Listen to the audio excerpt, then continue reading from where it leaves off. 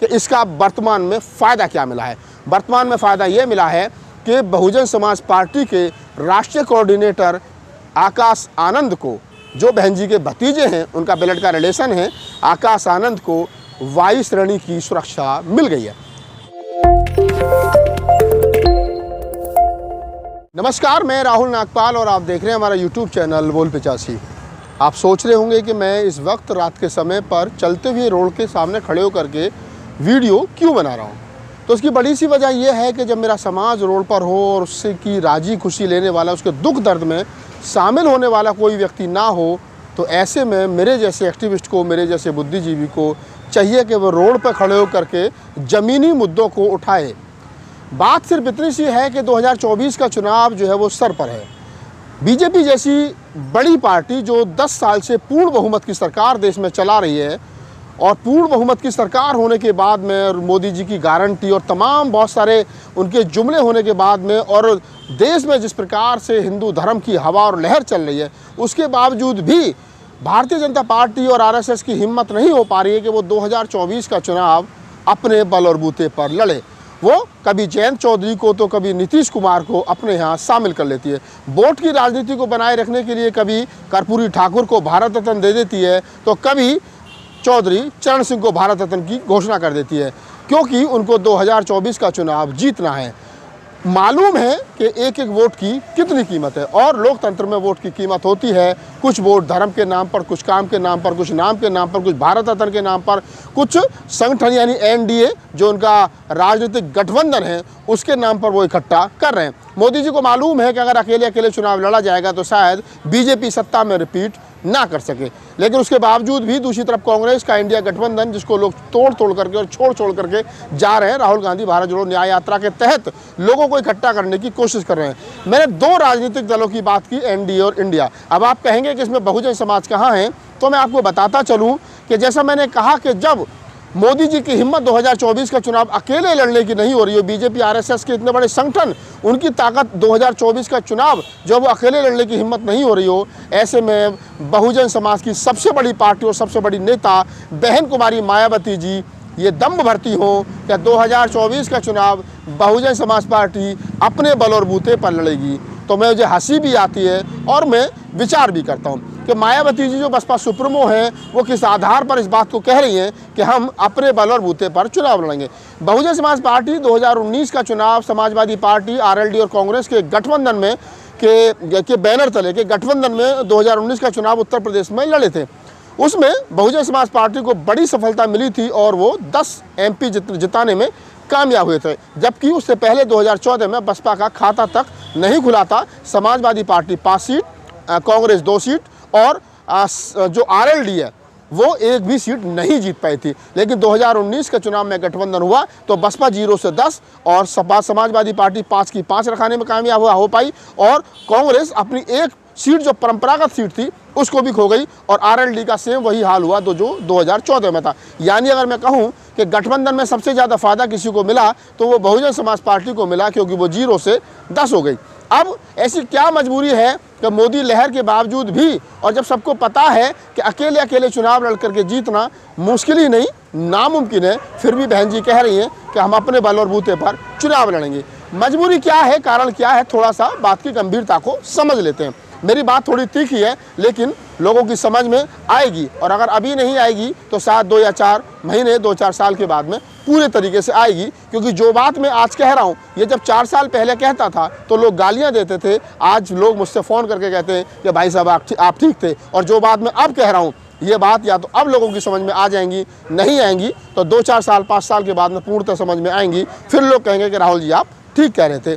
मैं एक बात यहाँ पे आप तमाम लोगों से पूछना चाहता हूँ, हाल ही में उत्तर प्रदेश में हुई राज्यसभा चुनाव, 10 सीटों के लिए मतदान हुआ। 10 सीटों में से 3 सीटों पर सही तरीके से समाजवादी पार्टी की दावेदारी बनती थी, लेकिन समाजवादी पार्टी के 8 विधायक जो है वो सवर्ण मानसिकता के विधायक जो है वो बीजेपी में चले गए। उनका एक प्रत्याशी हार गया, 2 प्रत्याशी जीते, जया बच्चन जी और रामजी लाल सुमन। लेकिन बहुजन समाज पार्टी के एक अकेले विधायक जो बलिया के रसड़ा से विधायक हैं, उन्होंने वोट किसको दिया, अब ये विचारणीय प्रश्न है।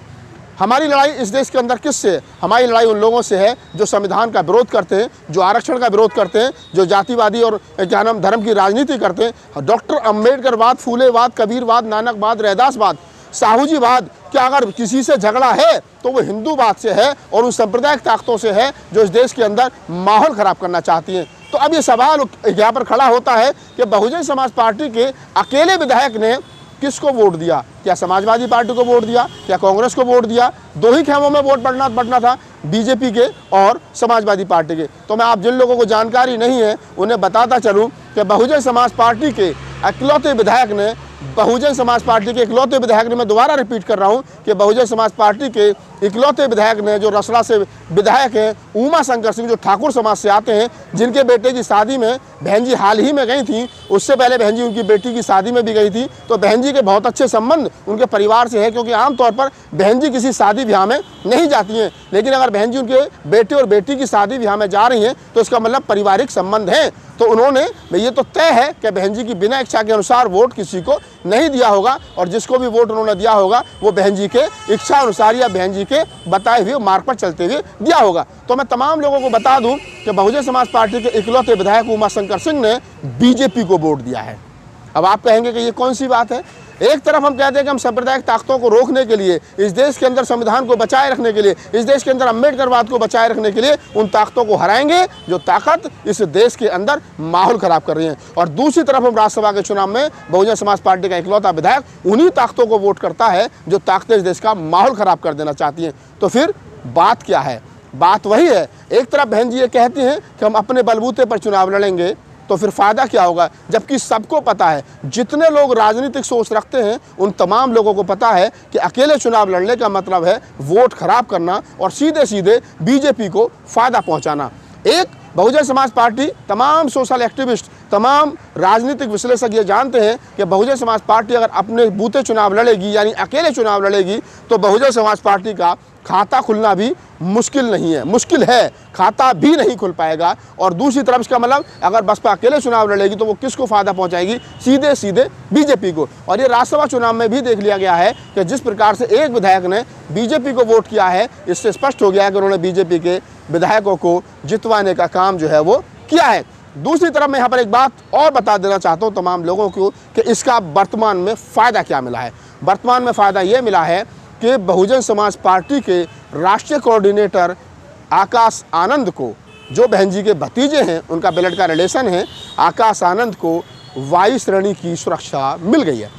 अब आप कहेंगे कि आकाश आनंद ना तो एमपी है, ना एमएलए हैं, ना किसी बड़े क्या नाम है संवैधानिक पद पर है, तो फिर उनको ये वायु श्रेणी की सुरक्षा किस आधार पर दी गई है? जबकि देखा जाए बहुजन समाज पार्टी की अध्यक्षा बहन कुमारी मायावती अपने राजनीति के शुरुआती दिनों में जब वो चुनाव लड़ती थी तो 2 पुलिस वाले उनको मिलते थे, उसके बाद जब वो चुनाव नहीं लड़ती थी तो उनको कोई सिक्योरिटी नहीं मिलती थी।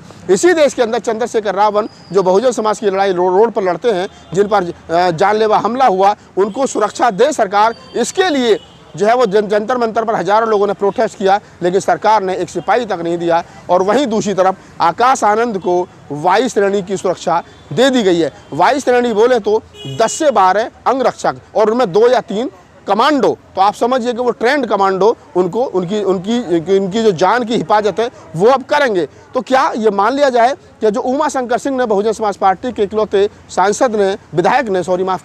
इकलौते विधायक ने जो बीजेपी के राज्यसभा सांसदों को वोट किया है, क्या उसका इनाम यही मिला है कि आपको आकाश आनंद को वायु श्रेणी की सुरक्षा दे दी गई है? तो ये सीधा सीधा मामला बीजेपी को फ़ायदा पहुंचाने का और परिवार को फ़ायदा लेने का है। इसमें शायद फूले अम्बेडकरी विचार अब कहीं बचा नहीं है। हो सकता है मैं गलत हूं, और मैं चाहता भी हूं कि मैं गलत हूं, क्योंकि मैं नहीं चाहता बहुजन समाज पार्टी या बहुजन समाज की इतनी बड़ी पार्टी अपने उद्देश्य से भटके। लेकिन वर्तमान में तो यही लग रहा है मुझे और मेरे जैसे एक्टिविस्टों को, जो विश्लेषण करने वाले लोग हैं, उनको ये लग रहा है कि बहुजन समाज पार्टी जो काम कर रही है वो सीधे सीधे बीजेपी को फ़ायदा पहुँचाने के लिए कर रही है। मेरी बात कड़वी है, कुछ लोगों को बुरी लग सकती है, मैं माफ़ी नहीं चाहता हूं, क्योंकि मेरा काम है सही रास्ता बताना। आपकी इस पूरी बातचीत के बारे में क्या प्रतिक्रिया है हमें कमेंट सेक्शन में बताइए, मैं आपके सवालों के जवाब दूंगा। धन्यवाद।